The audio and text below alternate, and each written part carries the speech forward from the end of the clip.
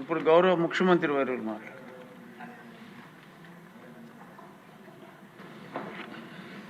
అధ్యక్ష,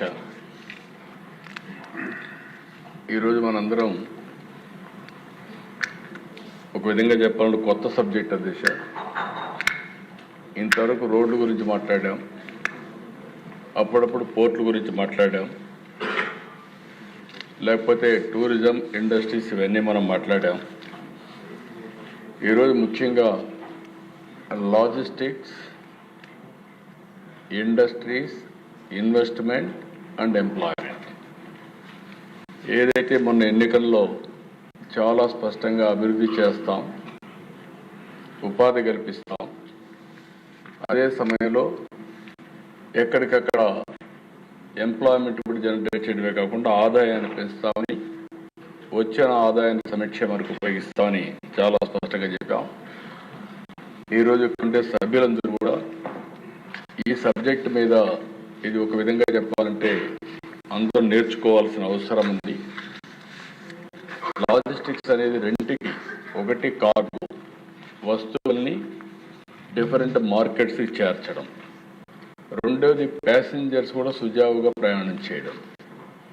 అది ఒక రైల్వే స్టేషన్ కావచ్చు, లేకపోతే ఒక ఎయిర్పోర్ట్ కావచ్చు, ఒక పోర్ట్ కావచ్చు, లేకపోతే ఒక మార్కెటింగ్ ప్లేస్ కావచ్చు, ఎక్కడికైనా సరే చేర్చాల్సిన అవసరం ఉంటుంది. అయితే దిశ ఈ స్లైడ్లో మీరు చూస్తే నేను లాజిస్టిక్స్ గురించి మాట్లాడినప్పుడు ఏదైతే ఇండియాస్ లాజిస్టిక్స్ కాస్ట్ 24 లక్షల కోట్ల రూపాయలు by road, dominate by majority road మీద, రోడ్లు బాగా వచ్చాక రోడ్డు మీదనే పోయే పరిస్థితికి వస్తున్నాం. అయితే ఇక్కడికి వచ్చినప్పుడు మనం చూసినప్పుడు రెండు విధాలుగా క్యాలిక్యులేట్ చేస్తున్నారు. Logistics cost share of GDP ఒక విధంగా క్యాలిక్యులేట్ చేస్తూ 7.97% ఈ లాజిస్టిక్స్ కాస్ట్ ఉందని. ఈ మధ్య కాలంలో logistics cost share of non service outputs కింద తీసుకొచ్చారు. అది కూడా చూస్తే 9.09%. ఈ గ్రాఫ్ ఒక పక్క చూస్తే రోడ్ ట్రాన్స్పోర్ట్ 47% కాంట్రిబ్యూట్ చేస్తుంది, rail transport 6.7, air transport 3.1, water transport 7.6, material handling 16.1, storage and warehousing 24.8. ఈ విధంగా షేరింగ్లో కానీ లేకపోతే ఇవన్నీ లాజిస్టిక్స్ కాంపోనెంట్స్ అన్నీ వస్తాయి. ఇంకొక స్లైడ్లో దేశం మీరు చూస్తే దాంట్లో చూస్తే కాస్ట్ వేరియేషన్ అన్నిటి మధ్య ఒక టన్ను పర్ కిలోమీటర్, ఒక టన్ను కానీ ట్రాన్స్పోర్ట్ చేయాలంటే ₹3.75 రోడ్డుకు అవుతుంది. రైలు అయితే ₹1.96, దాంట్లో దగ్గర సగం. అదే ఎయిర్ అయితే ₹72. ఈ మూడు వేరియేషన్ మీరు చూసినప్పుడు రోడ్ కూడా కాస్ట్లీ, కానీ రోడ్ ట్రాన్స్పోర్టేషన్ 41.7% జరుగుతూ ఉంది. రైల్వేస్ ₹1.96, అది ఓన్లీ 6.7 ఉంది. దీనివల్ల కాస్ట్ పెరిగి మన గూడ్స్ కాంపిటేటివ్ కలిగి, ఇది ఒక ప్రధానమైన కారణం. అదే వాటర్లో చూస్తే ₹2.30. అదే మరి కోస్టల్లో చూస్తే ఏదైతే వాటర్లో కోస్టల్ అంటే సీ వెరీ కలిగినప్పుడు ₹1.80. ఇన్లాండ్ వాటర్ చూస్తే మళ్ళీ ₹3.30. ఇవన్నీ కూడా మనం ఒక అసెస్మెంట్కి వస్తే లాజిస్టిక్స్ అనేది కాస్ట్ ఎఫెక్టివ్గా మనం తగ్గించుకోగలిగితే అంతర్జాతీయ ప్రమాణాలతో ఈ లాజిస్టిక్స్ కాస్ట్ కూడా మన వస్తువులన్నిటిపైన పడుతుంది. అందుకే ఈ ప్రభుత్వం ఫస్ట్ టైం హోలిస్టిక్ అప్రోచ్ తీసుకుంటున్నాం లాజిస్టిక్స్ మీద.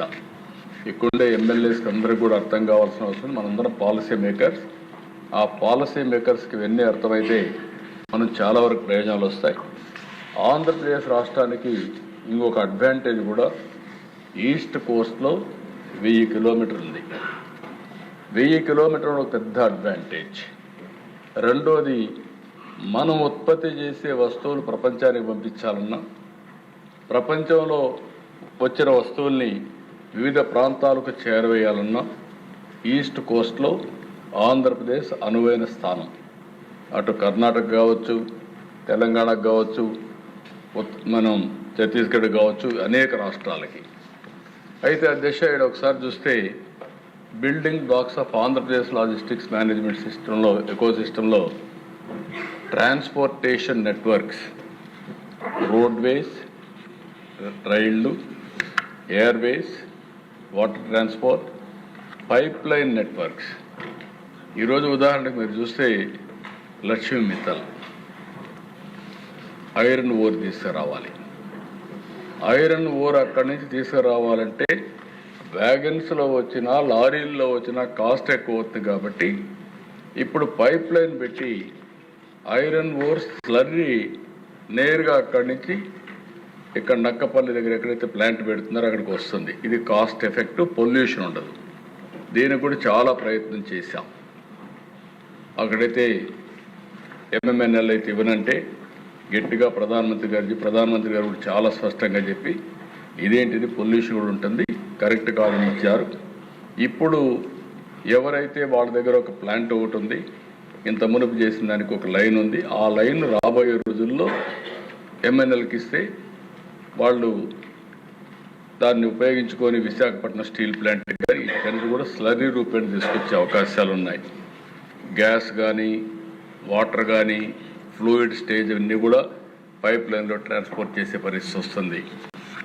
వేర్ హౌసింగ్ స్టోరేజ్లో మనం చూస్తే multimodal infrastructure, distribution centres, cold storages, warehouse అన్నీ వస్తాయి.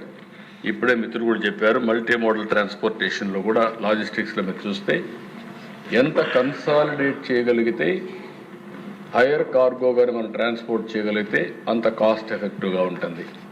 చిన్న చిన్న వాటికంతా కూడా వెహికల్స్ పంపిస్తే కాస్ట్ ఎక్కువ పెరిగే పరిస్థితి ఉంటుంది. అందుకే ఇప్పుడు డ్రై పోర్ట్స్ కూడా వస్తున్నాయి. ఇటీవల కాలంలో తెలంగాణ, మేము కూడా మచిలీపట్నం కేంద్రంగా చేసుకొని హైదరాబాద్లో ఒక డ్రై పోర్ట్ పెట్టుకొని నేరుగా మచిలీపట్నానికి ట్రాన్స్పోర్ట్ చేయడానికి కూడా ఒక వర్కౌట్ చేస్తున్నారు. ఇలాంటి అనేక డెవలప్మెంట్ జరిగాయి. అవన్నీ మనం కన్సాలిడేట్ చేసుకోవడానికి ముందుకు పోతున్నాం. ఇంకొక పక్క మెటీరియల్ హ్యాండ్లింగ్ సిస్టంలో equipment, system integration, consumables, reusables ఇవన్నీ వస్తాయి. ఎకో సిస్టమ్ అండ్ సర్వీసెస్లో service providers, trade facilitation, custom clearances, infrastructure support వస్తాయి. ఇన్ఫర్మేషన్ కమ్యూనికేషన్లో logistics management system, tracking and tracing mechanisms, enterprise resource planning ఇవన్నీ వస్తాయి అధ్యక్ష. ఇది అయిన తర్వాత నెక్స్ట్ వచ్చే కొందకి ఇది ఆంధ్రప్రదేశ్ లాజిస్టిక్స్ ఇన్వెంటరీ మ్యాప్ తయారు చేసాం. ఆ మ్యాప్లో మీరు చూస్తే ఇన్ఫ్రాస్ట్రక్చర్లో టోటల్గా రోడ్స్, రైల్వేస్, పోర్ట్స్ అవన్నీ కూడా దీంట్లో ఇంటిగ్రేట్ చేసాం. లాజిస్టిక్స్ ఎనేబులర్స్ వచ్చి MMLPs, ICD, CFS, cold storages, warehouses అవన్నీ కూడా చేస్తున్నాం. ఎనర్జీలో dams, thermal plants, biogas plants, nuclear plants, wind farms, solar power plants, gas pipelines, అదే మరి ఇండస్ట్రియల్ యూనిట్స్ కూడా industrial clusters, MSME parks, food processing units, land banks, RTIH, అదే మరిగా potential prospective products. ఇప్పుడు అగ్రికల్చర్ ఉంది, రాయలసీమ నుంచి పెద్ద ఎత్తున హార్టికల్చర్ క్రాప్స్ అని వివిధ ప్రాంతాలకు వెళ్తాయి. అలాంటప్పుడు అక్కడ కూడా దీన్ని కన్సాలిడేట్ చేసి మనం కానీ కరెక్ట్గా లాజిస్టిక్స్ ప్లాన్ చేస్తే చాలా ఇంపాక్ట్ వస్తుంది.